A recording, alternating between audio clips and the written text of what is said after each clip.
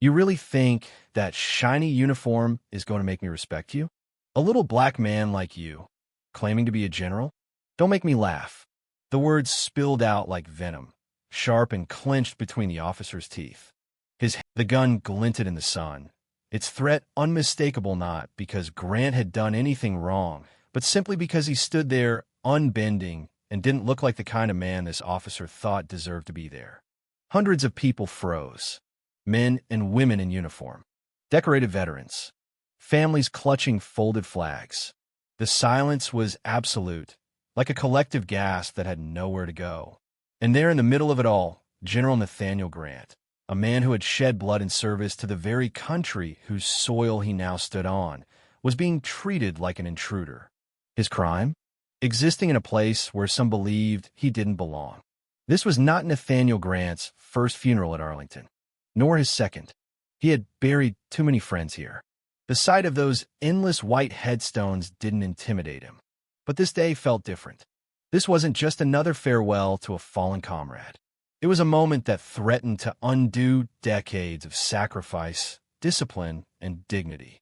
As the car he rode and approached the cemetery, the memories returned like cold wind sneaking under a coat. He hadn't planned on attending this particular service, not because he didn't care, but because he cared too much. Lieutenant Colonel Andrew Holden had been more than a comrade. He was one of the few who had kept his promises, one of the few who called him brother without a hint of condescension. They had survived ambushes, mountain fire, and political betrayal. And when Holden once joked, "If I hit 70, I'm going to call you old man instead of sir," Grant had laughed. But now Holden was gone, and Grant was the only one left to keep that last joke alive. In the passenger seat sat his granddaughter, Ava. She was quiet, respectful, never one to pry into his past. But the heaviness in the car forced her to speak. "Are you sure about this?" she asked gently. "No one there remembers you like that anymore. They might not even recognize you." He didn't take his eyes off the road. "I'm not going there to be remembered," he said flatly. "I'm going because I remember him." The iron gates of Arlington swung open without sound or ceremony. Rows of white headstones stood like soldiers on eternal duty. Here, there were no titles, no generals, no privates, just names and dates. But above the ground, Grant knew, not everyone was seen equally. Even in retirement, stripped of command and medals, he carried one thing no one could take from him: the truth. He stepped out of the car slowly, adjusted the collar of his perfectly pressed uniform. The white gloves, though faded at the wrists, were still immaculate. His hat bore the eagle insignia, and it caught the morning sun just so enough to remind anyone paying attention that this man was not ordinary. But most people weren't paying attention. A cluster of police officers stood off to the side, discussing last night's basketball game. One of them, Officer Derek Sims, noticed Grant and let his gaze linger just a second too long. It wasn't curiosity. It wasn't admiration. It was that look, subtle but unmistakable, that said, "You don't belong here." His smirk barely moved, but it told a story louder than words. Grant didn't engage. He walked on, each step measured, his spine straight, a living embodiment of restraint and resolve. "You don't want to enter through the main honor path?" Ava asked, motioning toward the formal entrance lined with flags and wreaths. "No," he said. "We'll go in the way the rest of us did." Quietly, they entered through a side path, away from the cameras and white roses. No salutes met them. No recognition. The crowd, impeccably dressed, didn't part. No one nodded. No one looked long enough to acknowledge his presence. That was the first insult. Subtle, calculated, polite indifference. But it wasn't unfamiliar to Grant. He'd spent his whole life navigating rooms that pretended not to see him. Lieutenant Colonel Holden's casket rested on the platform, draped in the flag. Two young Marines stood at attention, their faces tight with grief and discipline. Grant took a seat under an oak tree, Ava's standing behind him. It wasn't the best view, but he hadn't come for that. Across the field stood Sergeant Derek Sims, eyes sharp, posture rigid. His role was security for the funeral, and in his mind, that meant total control. Emotion was weakness. Empathy was risk. When he saw Grant standing there, he didn't see a soldier. He saw someone out of place. A man in a uniform that didn't match his idea of power. Sims watched as Grant stood during the flag ceremony. Everyone else placed a hand over their heart. Grant didn't. He stood with his hands at his side, back straight, gaze fixed forward. To Sims, that was an act of defiance. "Who's that guy?" he asked one of the younger officers. He's in uniform. 4-star. Looks legit." "Doesn't mean he is," Sims muttered. Slap on a few medals.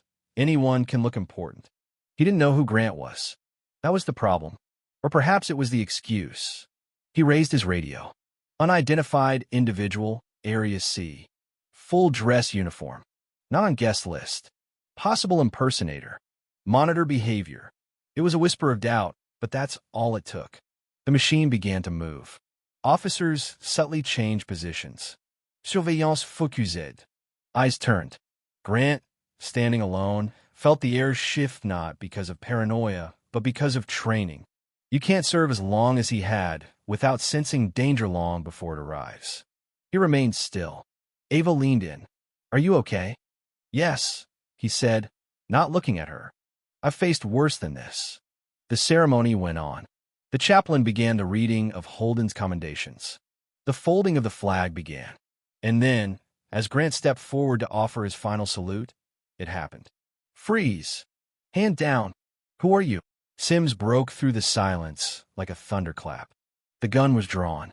Screams erupted. People ducked. Soldiers instinctively shielded civilians. The flag nearly fell from the hands of the Marine holding it. In the chaos, only one person remained still. General Nathaniel Grant. He didn't flinch. His hand remained at his temple in salute. His gaze didn't break, and his silence spoke louder than Sims' shouts. "Identify yourself," Sims yelled, voice cracking under pressure. "Now!" Grant didn't move. His salute was perfect, a gesture forged in war, now standing in defiance of ignorance. From the crowd, someone finally stepped forward.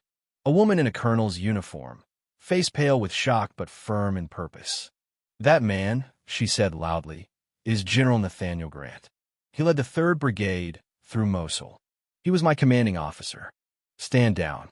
The silence that followed was devastating. Sims' arm trembled. The gun lowered slowly. Around them, no one spoke. Phones had already captured it. The image of a black general saluting a casket while a white cop held him at gunpoint in Arlington. No one needed to say racism. The image said it all. Whispers turned to murmurs. Then words. Then names. "He's real. That's General Grant. I saw him on the news 10 years ago. He saved my brother's unit." An old man near the back said softly, "You pointed a gun at a war hero." Sims said nothing. He didn't retreat. He just stood there hollow. Ava stepped beside her grandfather. "You okay?" she whispered. Grant lowered his hand slowly. "Let's finish the ceremony," he said. "Andrew deserves that." And so they did. But it didn't end there. The footage hit social media within the hour. No edits. No commentary. Just a man saluting a casket and a gun aimed at him. It went viral before the last of the mourners left the cemetery. Veterans responded first. Soldiers. Nurses. Families. It was no longer about Grant. It was about a system. One that could question the dignity of a man who had earned it more than most. Investigations launched. Complaints reopened. Sims' record wasn't clean. It was just well shielded. In days, his prior conduct came to light. Incidents of excessive force, profiling, dismissed complaints. The system had enabled him, protected him. But now, that same system had no choice but to answer. Grant never gave interviews, never issued a statement. He didn't attend hearings. He didn't sit for network specials. But he did speak once. At a closed congressional hearing, he stood not on the podium, but in the center of the room. "I'm not angry," he said, "because I wasn't surprised." He paused, looked around. What I felt wasn't fear. It was fatigue. Because we've seen this before. Not just in cemeteries. In classrooms. On sidewalks. At stoplights. The only difference this time was someone hit record. He left the room after that. No aplausos. No dramatic exit. Just the echo of his words still vibrating off the walls. And that was all it took. Not to change the world, but to crack it. Policy shifted. Training manuals were rewritten. Complaints once buried were unearthed. And at Arlington, where it all happened, a small plaque was later placed not on a statue, not in marble, just on a bench under an oak tree. It read, "In honor of those who stand without needing permission to do so." General Nathaniel Grant never visited the bench, but he heard about it. Ava told him on a quiet drive one morning. He didn't respond, but as they passed through a quiet town, he rolled down the window, breathed in the morning air, and said, "Maybe now, when the next one stands, they won't need to prove they belong." And that was enough.